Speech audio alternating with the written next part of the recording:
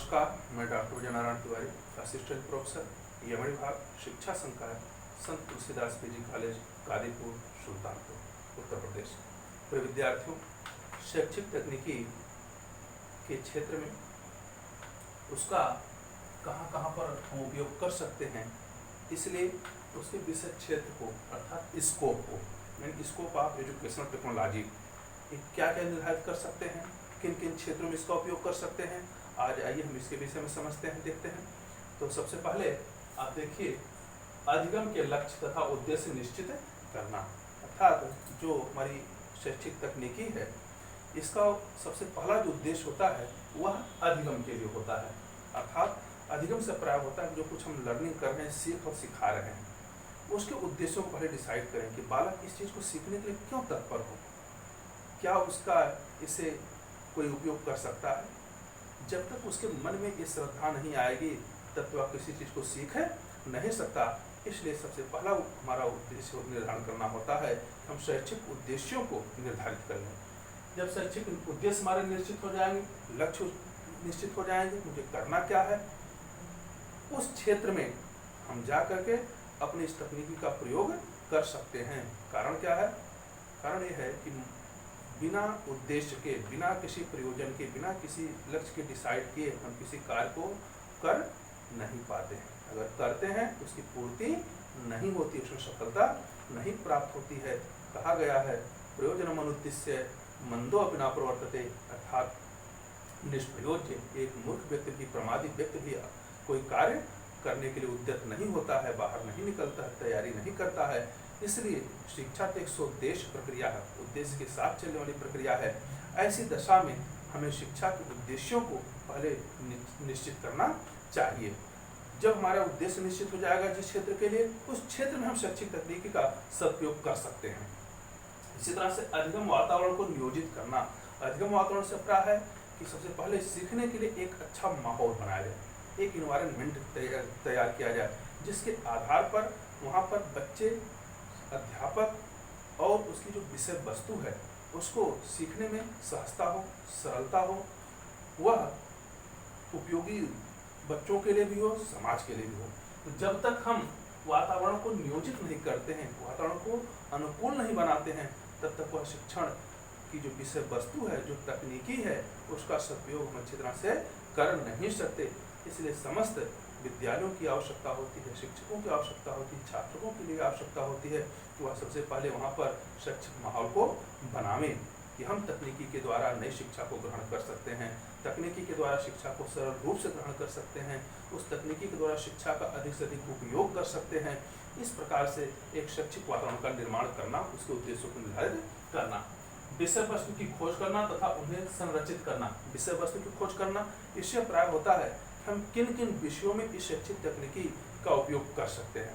जैसे मूल रूप से अगर देखा जाए तो जो शैक्षिक तकनीकी की महती आवश्यकता जहाँ पर महसूस की गई वह क्षेत्र था भौतिकी का क्षेत्र, फिजिक्स का क्षेत्र, इंजीनियरिंग का क्षेत्र, क्योंकि ये ऐसे क्षेत्र थे कि बिना ऐसे उपकरणों के, बिना ऐसे तकनीकियों के, बिना किसी मशीनों के वहाँ पर सफलता प्राप्त करना बहुत ही कठिन लग रहा था, मुश्किल लग रहा था।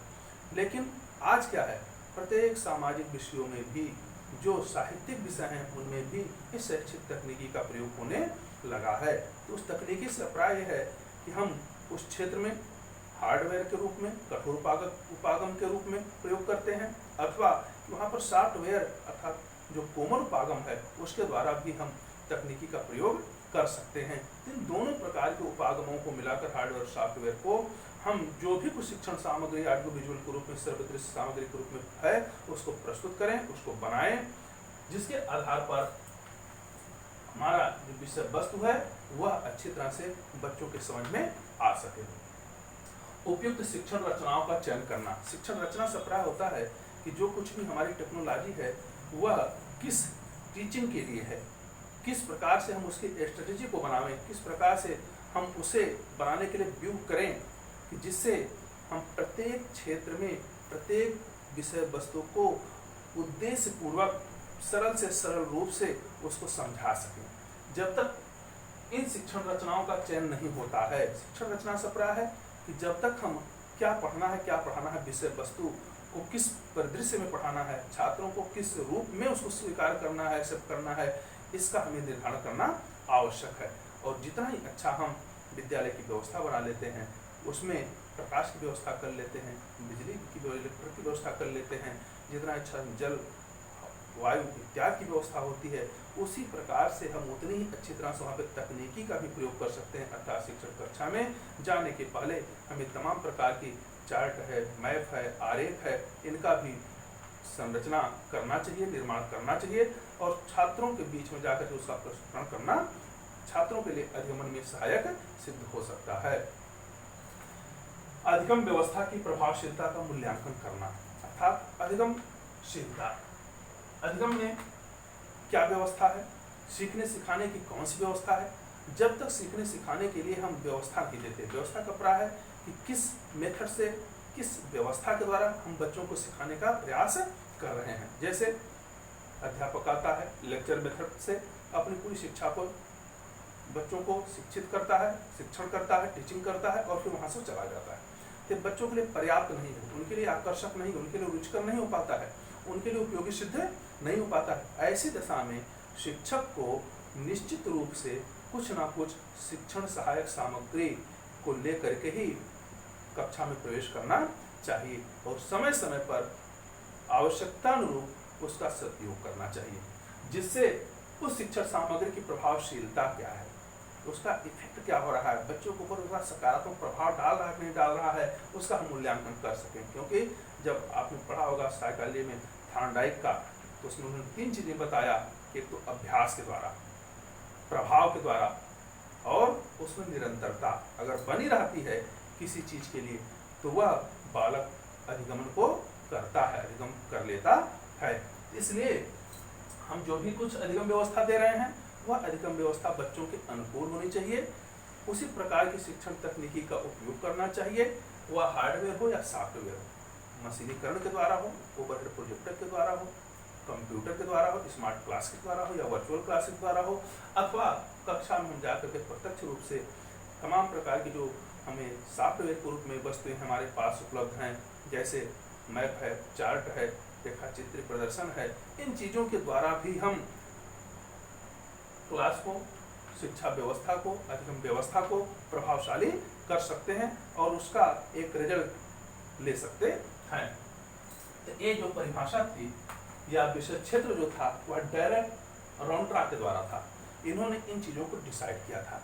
लेकिन दूसरा जो भाग है तत्सी साकामाटो ने इसको निर्धारित किया है।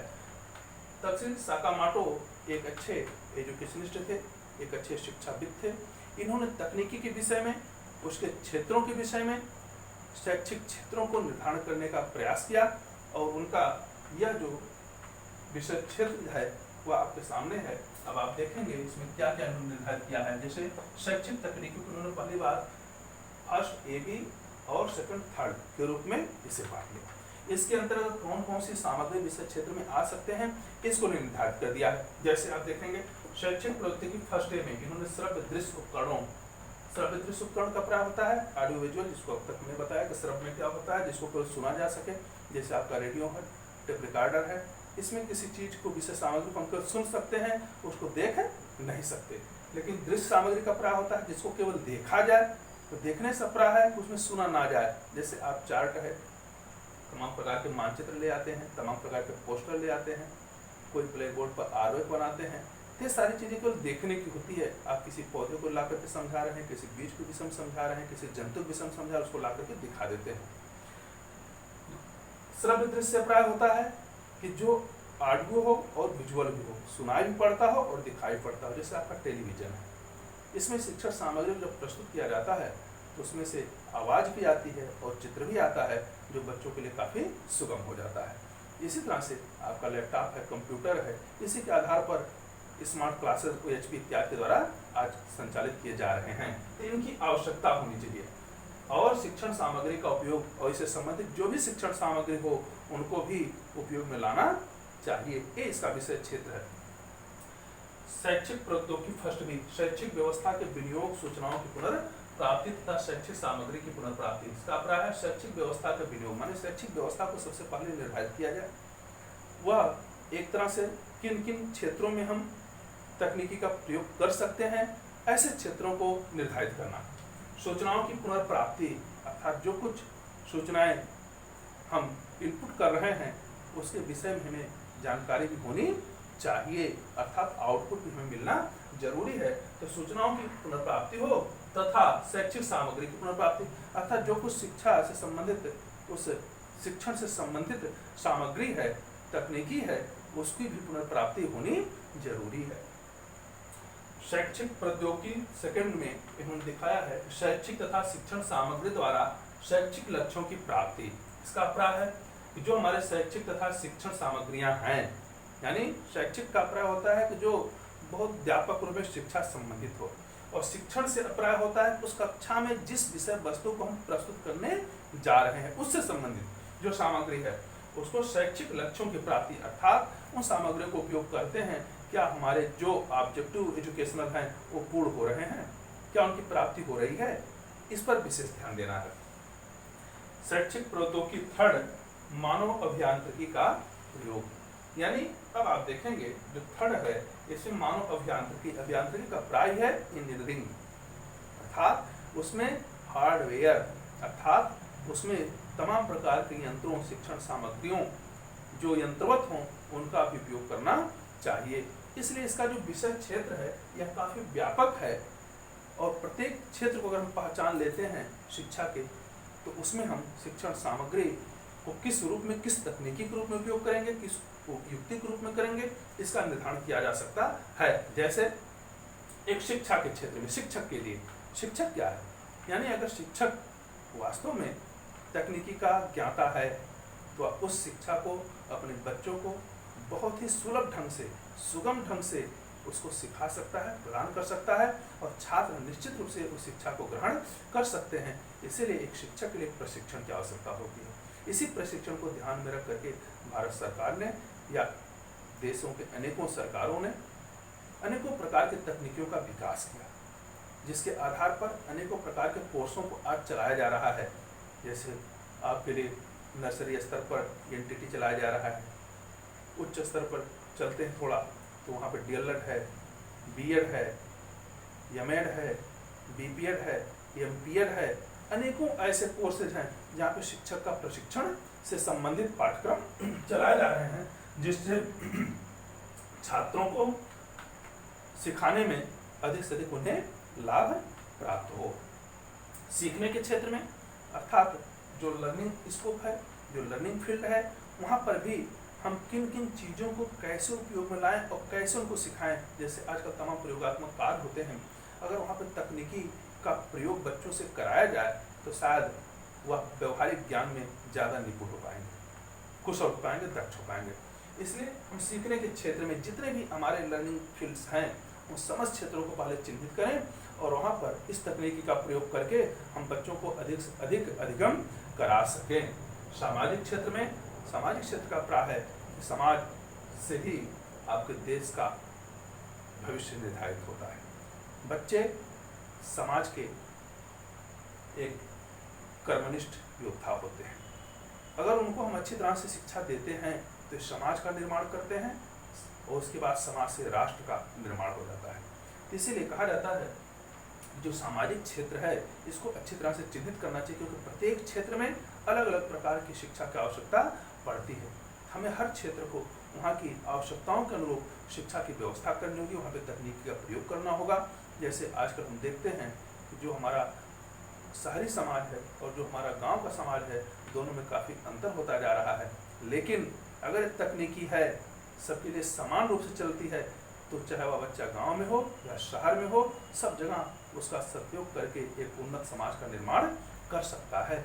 इस तरह से हमने देखा डायरेक्ट सेंटर के द्वारा और तत्सील साकामाटो के द्वारा शैक्षिक तकनीकी के विशेष क्षेत्रों को निर्धारित किया गया है, और इन्हीं विषय क्षेत्रों में हम अधिक से अधिक शैक्षिक तकनीकी का प्रयोग करके शिक्षण अधिगम को बहुत ही सरल बना सकते हैं, बच्चों के लिए उपयोगी बना सकते हैं, उनके स्तर के अनुकूल बना सकते हैं और उनकी रुचि उसमें अधिक से अधिक उत्पन्न कर सकते हैं, उनकी अवृत्ति दृष्टिकोण को बदल सकते हैं और अपने कार्यों को करने के लिए बच्चों के अंदर एक लालसा और प्रेरणा उत्पन्न कर सकते हैं। इस तरह से हम विषय क्षेत्र के विषय में चर्चा की। अगर ये वीडियो आपको पसंद आया हो तो आप इसे लाइक करें, इस पर कमेंट करें, इस पर शेयर करें। अगर चैनल से पहली बार जुड़ रहे हैं तो इसको सब्सक्राइब करें और बेल आइकन को दबाएं।